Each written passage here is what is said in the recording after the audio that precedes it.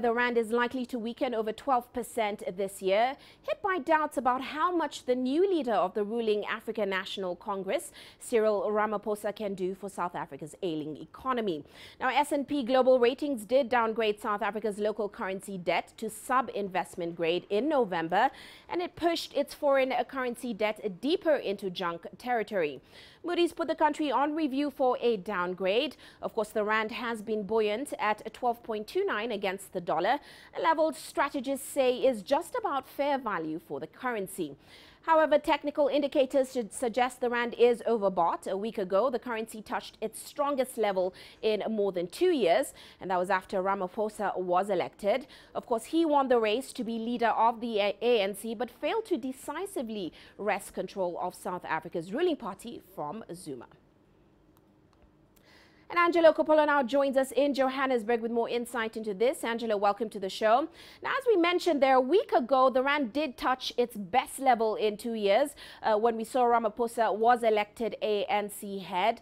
This week, we've seen the rand volatility sort of return to the market, and that's amid reports of the ANC wanting President Zuma out. What exactly is driving the rand's performance right now?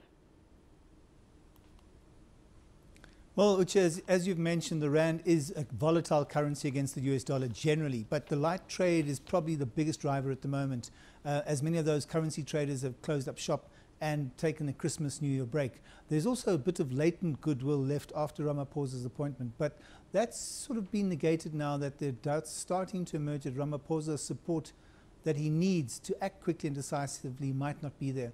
Also adding pressure to the rand at the moment is the latest Purchasing Managers Index data for December, which was released yesterday. It shows a fifth month of no growth. So the manufacturing sector isn't exactly upbeat about the short-term prospects. But we should say that we will have a much clearer picture about the currency level and where it's going to peg itself at next week when everyone's back at work, Uche. Well, Angelo, several analysts are saying that it's likely to weaken over 12% this year, of course, over doubts around Ramaphosa's ability to reform the ANC and the economy as well. So what do you make of that negative outlook?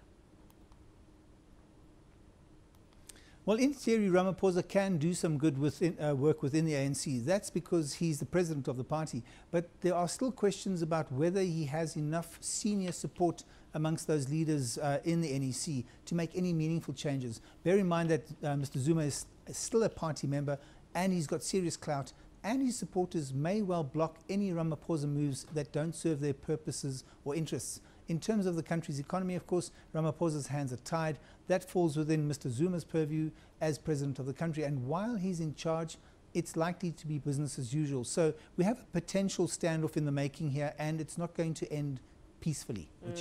That's right, Angelo, because we're also hearing several reports, different reports around the future of South Africa's leadership, including news that Zuma had been given until Tuesday next week to step down. What do we know for sure right now? Well, all we have is speculation, nothing more than that at the moment. Media outlets are quoting unnamed sources left, right and centre.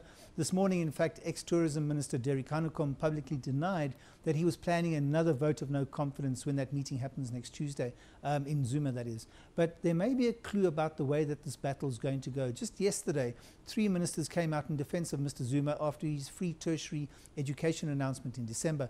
They were attempting to put some meat onto those bare bones announcements that were made by Zuma then.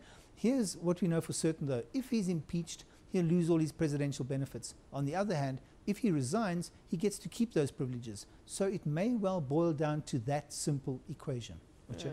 Well, many thanks, Angelo, for those insights. Angelo Coppola joining us there in Johannesburg.